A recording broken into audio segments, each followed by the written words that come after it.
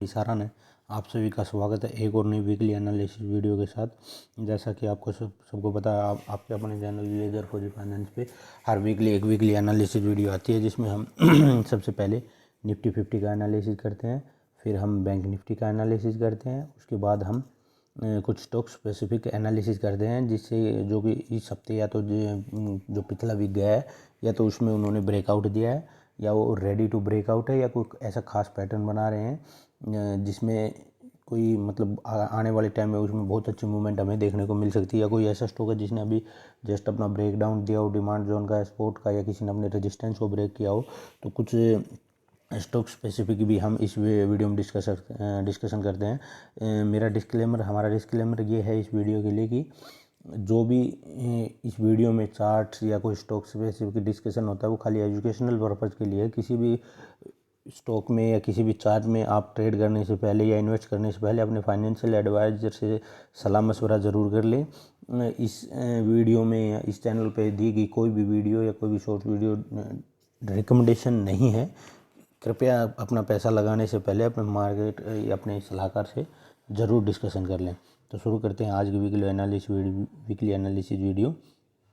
इस जैसे कि पिछले हफ्ते हमने देखा कि निफ्टी ने जो ट्रेंड लाइन थी उसका ब्रेकआउट तो दे दिया था, लेकिन निफ्टी ने यहाँ पे एक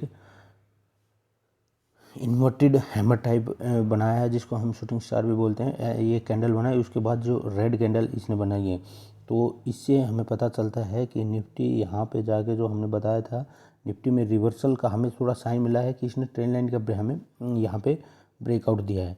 लेकिन हमने उसी वीडियो में ये भी बताया था कि जब तक निफ्टी ये 23,800 के ऊपर हॉरिजॉन्टल लाइन का और ब्रेकआउट नहीं दे देगी तब तक जो इसका रिवर्सल है वो कंफर्म नहीं होगा, और कंफर्म करने के बाद ही हम बड़ी पोजीशन बनाएंगे।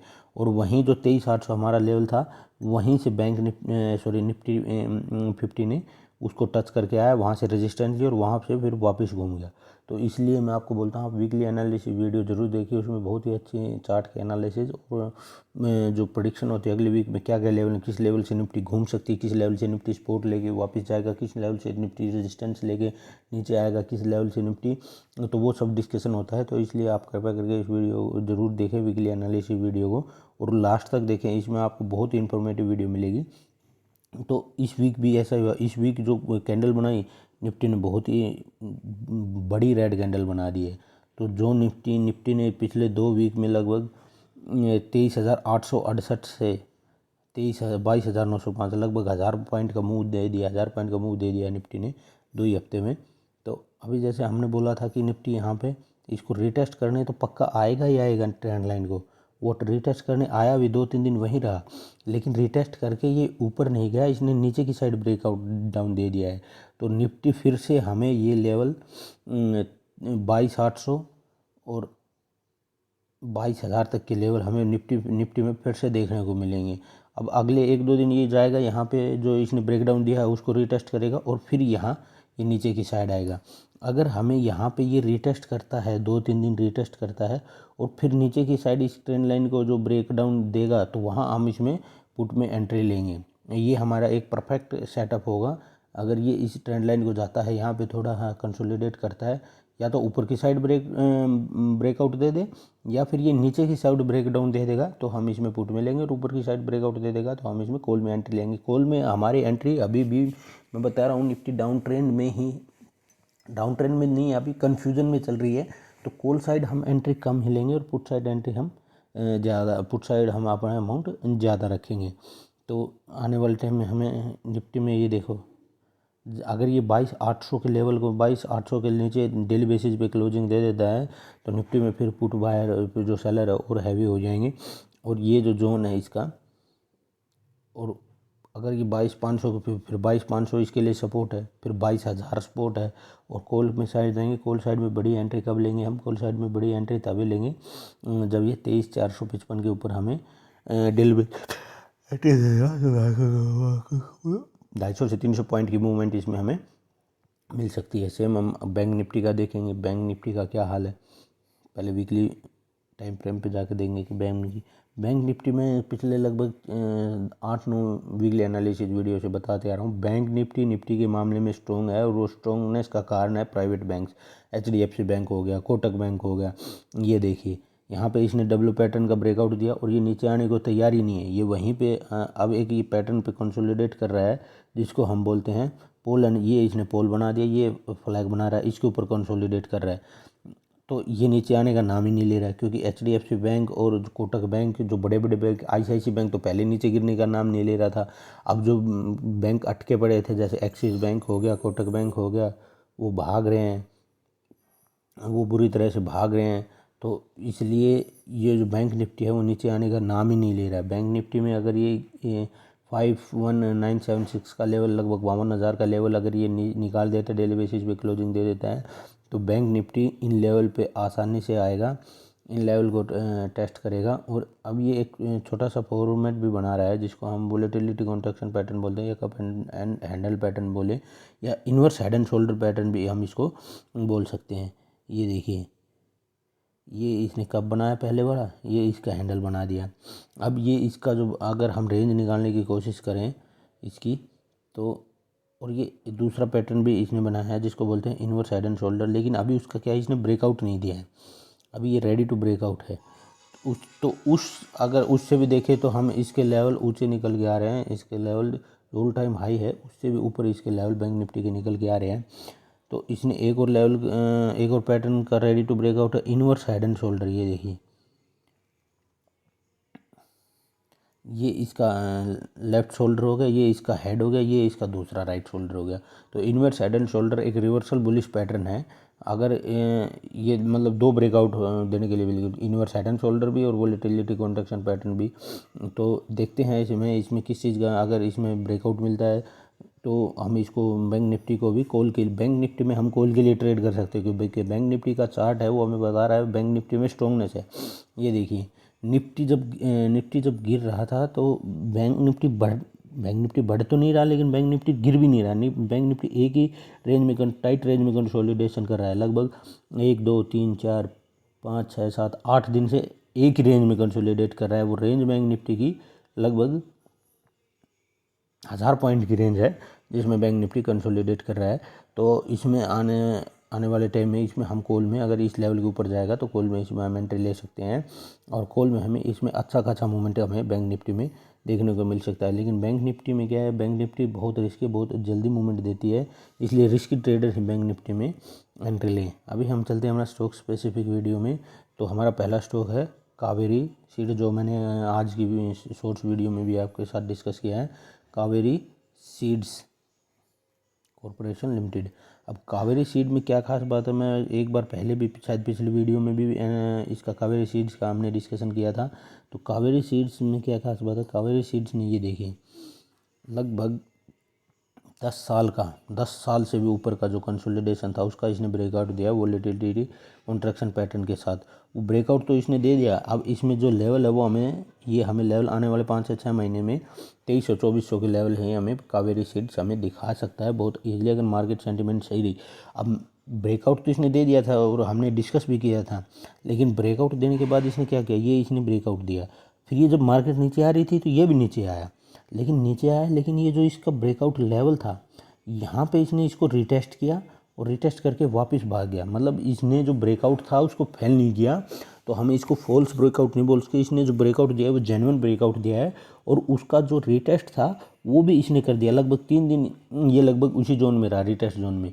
अब इसमें जो ब्रेकआउट में ट्रेड, अगर कोई जैसे थोड़ा कंजर्वेटिव ट्रेडर है, कई ट्रेडर ऐसे होते हैं जो ब्रेकआउट में ट्रेड नहीं करते, जब स्टॉक रिटेस्ट करने आता है तभी उसमें एंट्री लेते हैं और उसमें ट्रेड करते हैं। अब अगर लेकिन क्या पता स्टॉक रिटेस्ट करने आए ना आए, तो इसका कोई कंफर्मेशन नहीं है। उसके लिए भी एक होता है स्क्वाड ब्रेकआउट, एक होता है कंसोलिडेशन ब्रेकआउट।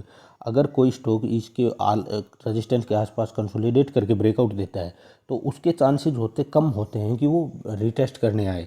लेकिन अगर कोई स्टॉक जैसे ये रेजिस्टेंस है और सीधा यहाँ आया, यहाँ से ब्रेकआउट दे दिया, तो उसके चांसेस लगभग 80% चांसेस है वो रिटेस्ट करने ज़रूर आएगा। ऐसा ही कावेरी सीड्स के साथ हुआ, इसने यहाँ पे ब्रेकआउट दिया तो इसके चांसेस ज़्यादा हो गए कि रिटेस्ट करने आएगा, और वहीं हुआ ये रिटेस्ट करने आया, रिटेस्ट करने के बाद भाग गया। अब इसमें ट्रेड कैसे कर सकते हैं, अगर कोई बंदा है इस स्टॉक में ट्रेड करना चाहे, ब्रेकआउट पे मान ले डर रहा है, तो ब्रेकआउट पे 50% अपनी एंट्री ब्रेकआउट पे जैसे ही इसने ब्रेकआउट दिया यहाँ पे 50% एंट्री कर ले, और जब ये रीटेस्ट करने आए और रीटेस्ट ब्रेकआउट कंफर्म कर दे तो वहाँ पे 50% अपनी एंट्री ऐड कर दे, और ट्रेलिंग स्टॉप लॉस के साथ अपना एंट्री को कैरी करता रहे। तो इसमें ब्रेकआउट और रीटेस्ट में यानी सब बंदों का अपना अलग अलग ट्रेड करने का नज़रिया होता है, लेकिन जो कंजर्वेटिव होता है उसके लिए सबसे बेस्ट तो यही है कि वो रिटेस्ट पे ट्रेड करे। लेकिन एक फोमो भी होता है ना मार्केट में, फियर ऑफ मिसिंग आउट, तो 50% आप ब्रेकआउट पे ट्रेड करो, और 50% जो आपकी बची हुई क्वांटिटी है उसको जब स्टॉक वो चार्ट रिटेस्ट करने आए अपने पिछले ब्रेकआउट को, तो वहाँ पे एंट्री लो। तो उसमें बिल्कुल कंफर्मेशन हो जाता है कि रिटेस्ट के बाद इस स्टॉक में दम है। और ये वीक मार्केट में भी ये स्टॉक रिटेस्ट कर, जब मार्केट वीक हुई तो स्टॉक नीचे आया, लेकिन नीचे आया जो ब्रेकआउट लेवल था उससे नीचे नहीं आया, वहाँ पे मतलब बायर बिल्कुल स्ट्रॉन्ग बायर बैठे हैं, जितना नीचे आ रहा है माल उसको खरीद रहे हैं। तो ये चार्ट ऑफ द वीक है, मतलब ये लगा लो, ये बहुत ही अच्छा स्टॉक है, बहुत ही अच्छा इसने वो दिया। दूसरा स्टॉक है Websol energy system. Websol energy system एक स्मॉल कैप कंपनी है, बहुत ही अच्छी पावर जनरेशन कंपनी है। अब इसने क्या ब्रेकआउट दिया ये देखें, ये स्टॉक इसने भी वोलेटिलिटी कॉन्ट्रैक्शन पैटर्न का हमें just ready to breakout stock है, ब्रेकआउट दे दिया था, लेकिन डे क्लोजिंग होते होते इसने ये स्टॉक नीचे आ गया। ये जो जोन है ये डिमांड जोन और सप्लाई जोन में आपको समझाता हूँ। अगर ये इसका ब्रेकआउट दे देगा तो मैं ये देखिए इसने volatility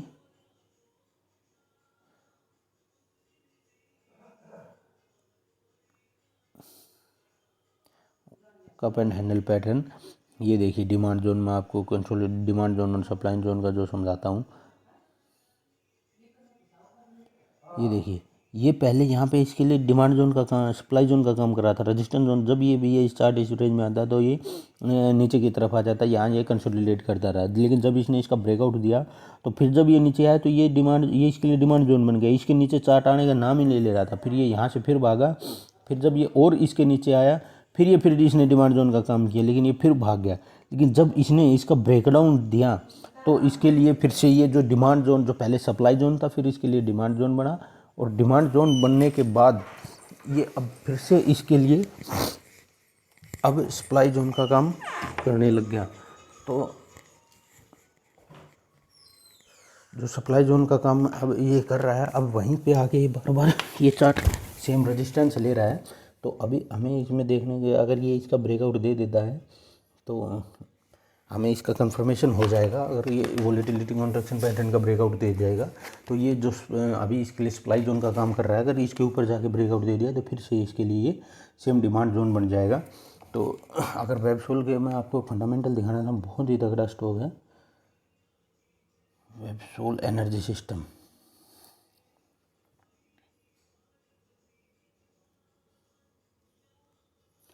Websol Energy System Limited engage in the business of manufacturing of photovoltaic crystalline solar cells and related modules in India। जैसा कि मैं आपको बता रहा था एक स्मॉल कैप कंपनी 5,496 करोड़ की इसकी मार्केट कैप है। स्टॉक भी मार्केट डाउन में भी स्टॉक भी 111 का मतलब हायर साइड पे स्टॉक का पी है, 111 का स्टॉक का पी है।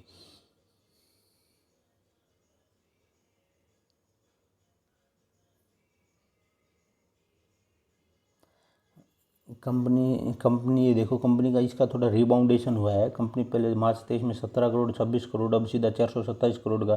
तो कंपनी ये एक टर्न अराउंड स्टोरी है, इसमें थोड़ा रिस्क है।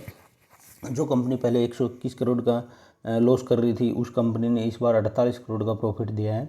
तो एक रिबाउंड स्टोरी है, मतलब जो लॉस से प्रॉफिट में आ रही है तो इसमें थोड़ा रिस्की है, लेकिन बहुत ही अच्छा। अब ये देखिए इसमें जो जून 24 में मार्च 24 में जो FIDI बिल्कुल नहीं थी, FI ने होल्डिंग बढ़ा के 2.40% कर लिया है। और पब्लिक में अगर हम जाके देखेंगे पब्लिक में भी होल्डिंग जो बड़े बड़े इन्वेस्टर हैं उनकी बढ़ रही है, पब्लिक में भी होल्डिंग अगर धीरे धीरे हम जाके देखेंगे, और चार्ट भी हमें स्ट्रॉन्ग लग रहा है। तो मतलब वेबसोल एनर्जी सिस्टम टेक्निकली बहुत स्ट्रॉन्ग है, फंडामेंटली इतना स्ट्रॉन्ग नहीं है। एक रिबाउंड स्टोरी है जो काम कर भी सकती है नहीं भी कर सकती। अगर काम कर गई तो बहुत ही अच्छा रिटर्न हमें देखने को मिलेगा, काम नहीं किया तो वही बात है, थोड़ा दिक्कत और परेशानी वाली बात इसमें है। दूसरा एक स्टॉक है सुमिटोमो केमिकल इंडिया, ये स्टॉक भी रेडी टू ब्रेकआउट स्टॉक है। ये बहुत ही अच्छा कंसोलिडेशन कर रहा है, लेकिन मार्केट के जैसे पिछले 2 वीक से मार्केट डाउन चल रहा है, तो उस चक्कर में ये स्टॉक भी थोड़ा अपना वहीं पे लेवल पे कंसोलिडेट कर रहा है धीरे धीरे। ये देखिए, जो इसका सितंबर का लेवल था, लगभग 8-9 महीने बाद इसने उसी लेवल को आगे रिटेस्ट किया है और वहीं पे कंसोलिडेट कर रहा है और बिल्कुल ब्रेकआउट देने के लिए रेडी। एक टाइट रेंज में आ गया, अभी टाइट रेंज में आके अभी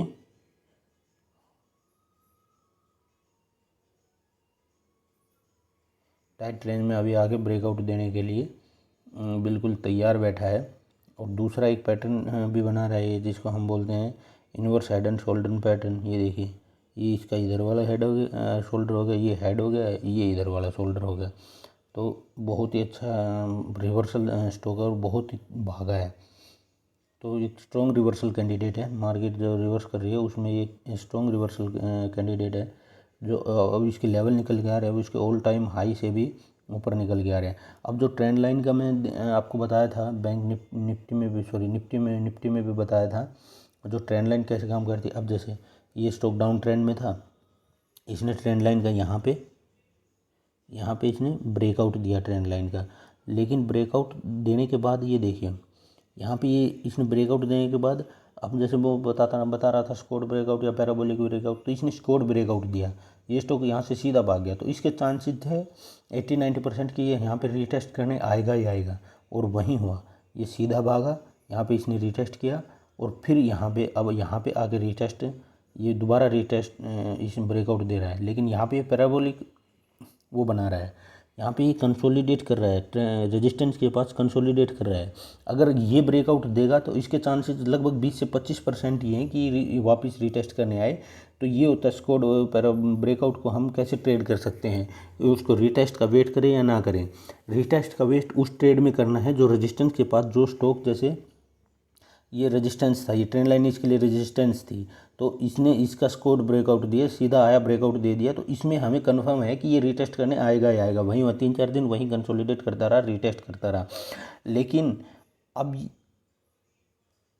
इसने यहाँ पे ये ब्रेकआउट दे दिया, तो ये यहाँ पे ही कंसोलिडेट कर रहा है। तो इस अगर ये ब्रेकआउट दे देगा तो इसके चांसेस कम हैं कि ये वापस से रिटेस्ट करने आए। तो हमें उस चीज़ का इसमें ध्यान रखना है। अभी अगला स्टॉक है हमारा, जैसे मैं बता रहा था, बैंक निफ्टी, प्राइवेट बैंक के दम पे बैंक निफ्टी को परफॉर्मेंस के मामले में पछाड़ रही है। तो उसमें सबसे बड़ा हाथ HDFC बैंक का है। ये देखिए, जो HDFC बैंक 3-4 साल से चलने का नाम नहीं ले रहा, अभी वो दबा के भाग रहा है। और भाग कहाँ से रहा है? डिमांड जोन से। जैसे ही वो डिमांड जोन में आया, डिमांड जोन में आता है, ये देखिए पिछले 1-1.5 साल से यही इसके लिए डिमांड जोन का काम कर रहे हैं, लेकिन जब भी डिमांड जोन में आ रहा है शेयर भाग जा रहा है। अब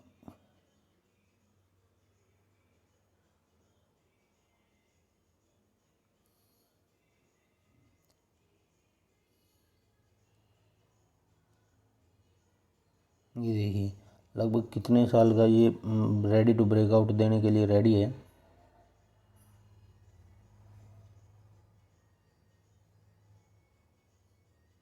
लगभग 3-4 साल का ये वोलेटिलिटी कॉन्ट्रैक्शन या कप एंड हैंडल पैटर्न का ब्रेकआउट देने के लिए बिल्कुल तैयार बैठा है।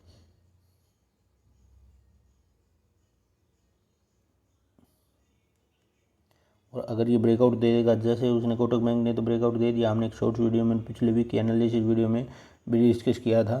तो इसके लेवल जो हैं और अभी कैप सब, हाँ, मार्केट की जो रैली थी कोविड के बाद, उसमें हर सेक्टर चल चुका है छोड़ के प्राइवेट बैंक्स को।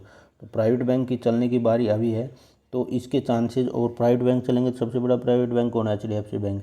तो इसमें हमें आसानी से 2400-2500 के लेवल देखने को मिल सकते हैं। तो प्राइवेट बैंक चलने के सबसे ज़्यादा चांसेज है कि प्राइवेट बैंक ही चलेंगे। तो उसमें प्राइवेट बैंक चलेंगे तो प्राइवेट बैंक में सबसे बड़ा बैंक HDFC बैंक है, तो वो तो चलेगा ही चलेगा। तो ये देखिए, यहाँ पे अभी ये कंसोलिडेट कर रहा है, तो इसके चांसेस बहुत कम हैं कि ये ब्रेकआउट देने के बाद रिटेस्ट करना है। अगर ब्रेकआउट देने के बाद इसको ऊपर जाना होगा तो ऊपर जाता ही रहेगा, बहुत कम चांसेस हैं कि ये नीचे आएगा। तो HDFC बैंक हो गया। फिर दूसरा एक स्टॉक है मनापुरम फाइनेंस।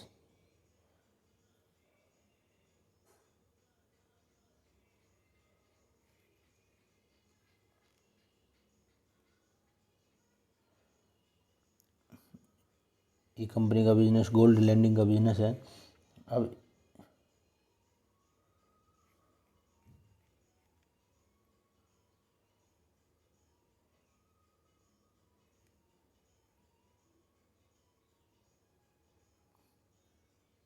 ये भी बिल्कुल इसने ब्रेकआउट तो दे दिया है, इसका ऑल टाइम हाई का जो था उसका ब्रेकआउट तो दे दिया है, लेकिन उसको अभी ये रीटेस्ट कर रहा है वोलेटिलिटी कॉन्ट्रैक्शन पैटर्न का। ये देखिए इन्हें बहुत अच्छा ब्रेकआउट दे दिया है, लेकिन ब्रेकआउट के बाद ये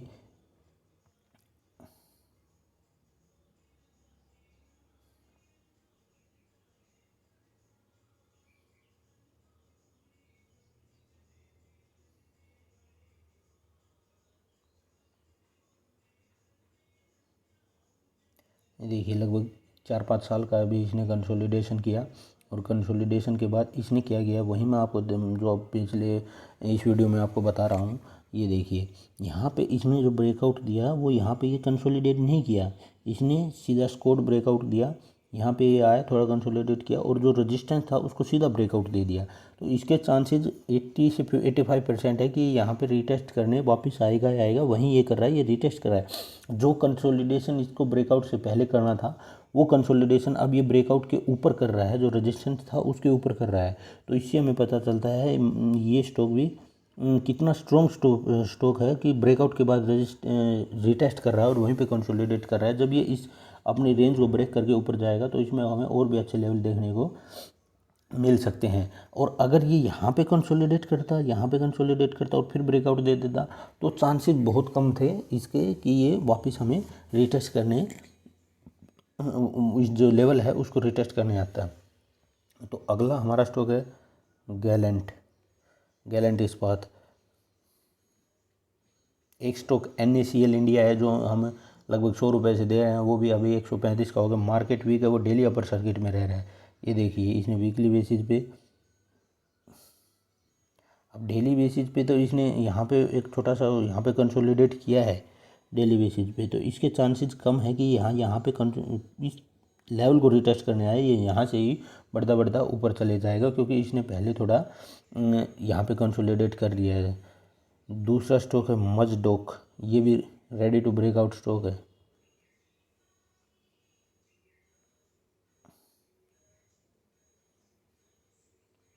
बहुत ही अच्छा रिवर्सल दिखा रहा है मजडॉक शिपयार्ड। ये देखिए रेडी टू ब्रेक है बिल्कुल।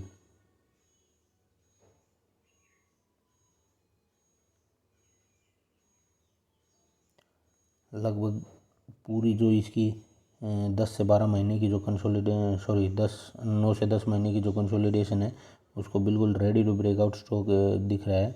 अब इसमें भी वहीं ये पहले कंसोलिडेट कर रहा है, तो इसके चांसेस भी, ये देखिए मैं आपको दिखा दूंगा।